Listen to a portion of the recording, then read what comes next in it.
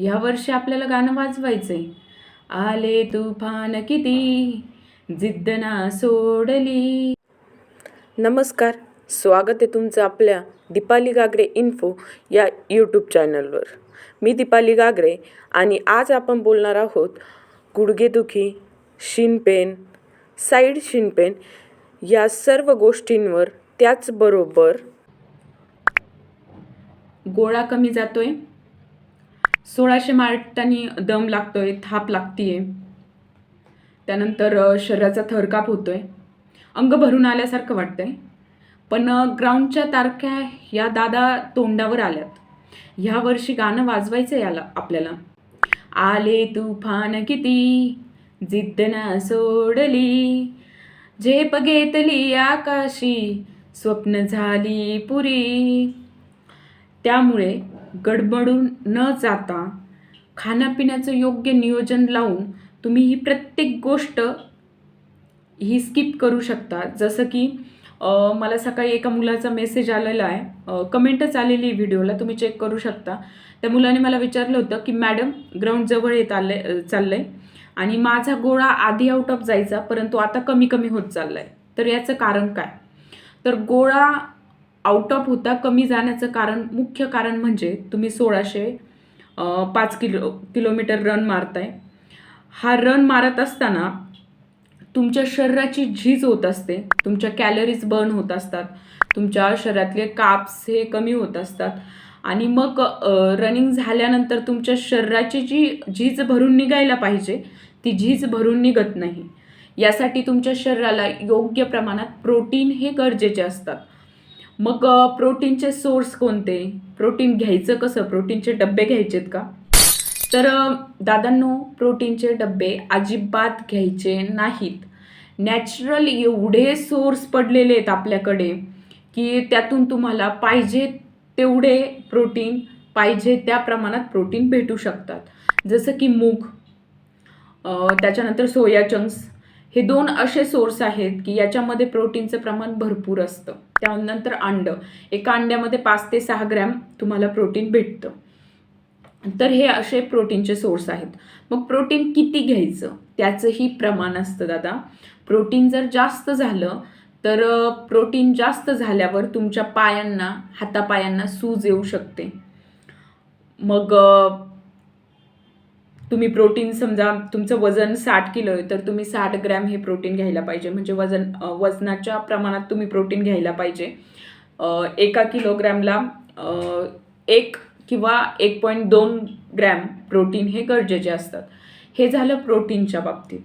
परंतु मग खूप जणांचा हा गैरसमज असतो की मी रनिंग करतोय, माझे गुडघे दुखत आहेत, तर कदाचित मला कॅल्शियमची कमतरता झाली आहे. मग कॅल्शियमचीच कमतरता असू शकते का रे? फक्त हाडं दुखत आहे तर त्याच्यामुळे कॅल्शियमचं कमतरता असू शकते का? तर अजिबात नाही. ही गोष्ट लक्षात घ्या. काय होतंय की रनिंग करतोय म्हणजे आपल्याला असं वाटतं की कॅल्शियमची कमतरता झाली आहे. मग तुम्ही काय करता, कॅल्शियमचे बाजारात जाता, कॅल्शियमच्या 8 महिनाभराचा कोर्स घेता. रोजची 1 टॅबलेट, आठवड्याला 1 टॅबलेट, अशा त्या टॅबलेट असतात. मग त्या टॅबलेट तुम्ही घ्यायला चालू करता. यामुळे कदाचित तुमच्या शरीरात कॅल्शियमची कमतरता नसून कॅल्शियम जास्त झालेलं असू शकतं. आणि ह्यामुळे जर कॅल्शियम जास्त असेल तर B12 हे कमी झालेलं असू शकतं. त्यामुळे हे सर्व जाणून घेण्यासाठी ब्लड टेस्ट ही इम्पॉर्टंट आहे. तुम्ही कसं ओळखू शकता, एक अंदाजित मी तुम्हाला काही गोष्टी सांगते ज्याच्यावरनं तुम्हाला कळून येऊ शकतं. जसं की B12ची जर कमतरता असेल तर तुम्हाला झोप जास्त येणार, तुमचं अंग दुखणार. आणि B12ची जर कमतरता असेल तर त्याचबरोबर तुम्हाला व्हिटॅमिन सीची ही डिफिशियन्सी असते. व्हिटॅमिन सी काय असतं तर व्हिटॅमिन सीमुळे रोगप्रतिकारक क्षमता तुमची चांगली राहते. व्हिटॅमिन सीचे सोर्स काय आहेत तर आंबट जे पदार्थ आहेत जसं की लिंबू, संत्री, हे व्हिटॅमिन सीचे सोर्स आहेत. आणि व्हिटॅमिन सी जर तुम्ही वाढवला तर B12ची ॲब्सॉर्बिंग पॉवर जी असते ती वाढते. मग व्हिटॅमिन B12 कशामधनं भेटतं तर व्हिटॅमिन B12चा चांगला स्रोत जो आहे तो मासे, मटण, चिकन, त्याच्यानंतर अंडी. आणि अंड्याचा मेन भाग म्हणजे पिवळा भाग जो असतो अंड्यातला, तर तो B12चा चांगला स्रोत मानला जातो. मग हे झालं B12च्या बाबतीत. आणि जर कॅल्शियम कमतरता असेल तर कॅल्शियमची जी कमतरता असते ना दादा, त्याच्यामुळे तुला शिन पेनही होऊ शकतो. कॅल्शियममुळे फक्त गुडघेच दुखतात हा एक सिम्पटम नसतो. कदाचित कॅल्शियम तुझ्यामध्ये बॉडीमध्ये जास्त झाल्यावरही तुझे गुडघे दुखू शकतात. तर काय असतं की कॅल्शियमची कमतरतामध्ये तुमच्या हाडंही कटकट वाजतात. हा एक माझा निरीक्षणिक जो एक म्हणजे मी निरीक्षण केलंय की काय होतंय, कोणत्या सिम्पटममुळे कोणती डिफिशियन्सी जाणवते. मग आता जी कॅल्शियमची कमतरता असते याच्यामुळे हाडांचा कटकट आवाज पण येतो. हाडांचा जर कटकट आवाज येतोय तर कॅल्शियमची डिफिशियन्सी तुला असू शकते. मग गोळ्याच घेणं गरजेचं आहे का तुला कॅल्शियमच्या सोर्स भरून काढण्यासाठी? तर असं नाही आहे. कॅल्शियमची जी डिफिशियन्सी आहे ती भरून काढण्यासाठी तुम्ही अंडे खाऊ शकता. जवसाची चटणी हा खूप चांगला स्रोत आहे कॅल्शियमसाठी. त्यानंतर गूळ, तीळ आणि गूळ हा एक चांगला स्रोत मानला जातो. मग फक्त रनिंग करताय तुम्ही तर रनिंगसाठी फक्त हेच गरजेचं आहे का? कॅल्शियम, B12, त्याच्यानंतर प्रोटीन, या 3च गोष्टी गरजेच्या आहेत का? तर अजिबात नाही. मॅग्नेशियम, पोटॅशियम, त्यानंतर तुझं बघ लोह म्हणजे HB हाही गरजेचा असतो. मग मॅग्नेशियम, पोटॅशियमसाठी काय करायचं? तर पोटॅशियमसाठी तुम्ही बटाटे, रताळे खाऊ शकता. त्याच्यानंतर केळी खाऊ शकता. मॅग्नेशियमसाठी पालक भाजी खाऊ शकता. हिरवे पालेभाज्या थोडक्यात तुम्ही खायलाच हव्यात. जर तुम्ही पोलीस भरती करताय ना तर मला असं वाटतं की तुमच्या रोजच्या आहारात पालक भाजी असायलाच हवी. पालक भाजीच नाही, पालेभाज्या असायला हव्यात. पालक भाजीमध्ये जास्त प्रमाणात मॅग्नेशियम असल्यामुळे मी तुम्हाला पालक भाजी रिकमेंड केली. पण बाकी तुम्ही हिरवे पालेभाज्या जास्त प्रमाणात खायला पाहिजेत. मग त्याच्यानंतर मगाशी एक प्रोटीनचा सोर्स सांगायचा राहिला तुम्हाला, तो म्हणजे शेंगदाणे, बदाम, अक्रोड, खजूर हे थोड्या प्रमाणात घेऊनही तुम्ही तुमच्या शरीरातली जी कमतरता आहे, तुमच्या शरीराची जी झीज होतीये ती भरून काढू शकता, तेही एकदम कमी किमतीमध्ये. फक्त योग्य प्रमाणात योग्य वेळी हा आहार घेणं गरजेचं असतं. मग बघा, जेव्हा तुम्ही ग्राउंड करून येता ना त्याच्यानंतर तुमच्या शरीरासाठी प्रोटीन हे गरजेचे असतात. तर मग ते प्रोटीनचं योग्य प्रमाणात घेणंही ते गरजेचं असतं. हे झालं सर्व कॅल्शियम, पोटॅशियम, मॅग्नेशियम, प्रोटीन वगैरे सगळं बोलून झालं. आता आपल्या बघा अचानक कधी कधी डोक्याचे केस पांढरे होतात. डोक्याचे केस पांढरे झाले ना म्हणजे HB कमी झालाय, कदाचित तुमचं B12ही कमी झालेलं असू शकतं.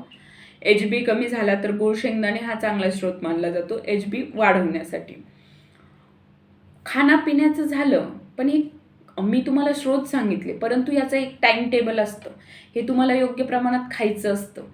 शरीरात जर पाण्याची कमतरता झाली तर तुम्हाला थरकाप हा होऊ शकतो.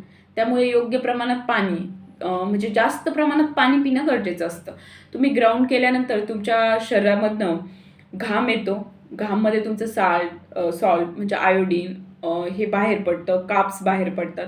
काप्स हे तुम्हाला भातामधनं, त्याच्यानंतर तुमचे जे पोहे आहेत त्याच्यामधनं काप्स भेटतात तुम्हाला. फायबर तुमच्या शरीराला गरजेचं असतं. तर फायबरसाठी मक्याचं कणीस, त्याच्यानंतर बघा आता ओट्स वगैरे आलंय तर मक्याचं कणीस तर मी चांगलं मानेल तुमच्यासाठी. कारण आपण सगळे शेतकऱ्यांचे मुलं आहेत. जर घरी राहून तयारी करताय तर हे घरी इझिली अवेलेबल होऊन जातं. जर तुम्ही पोलीस भरती करताय आणि रोजचं तुम्ही ग्राउंड करताय तर तुम्ही ग्राउंड करत असताना रोजचं एक बीट तुम्ही खायलाच हवंय. शरीरामध्ये पाण्याची कमतरता भासू नये म्हणून 4 ते 5 लिटर रोजचं पाणी तुम्ही प्यायलाच हवंय.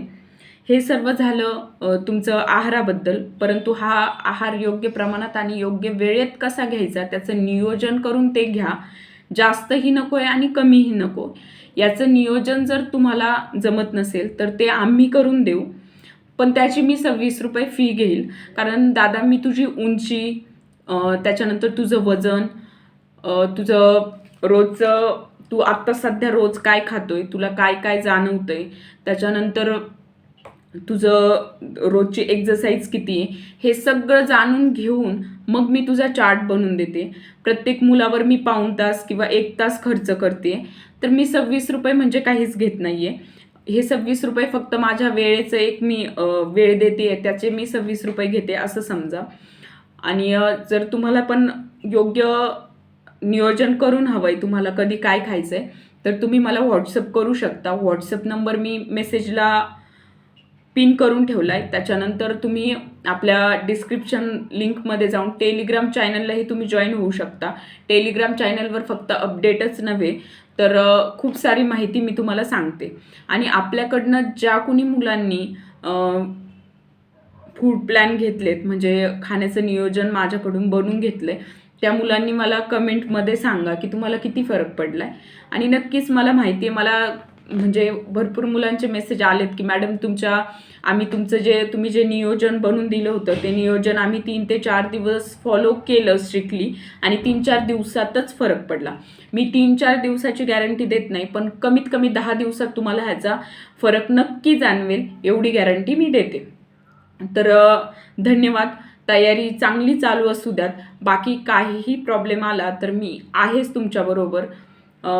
जर माहिती आवडली असेल तर आपल्या मित्राला शेअर करा, कमेंट करा आणि व्हिडिओला लाईक करा. बाय.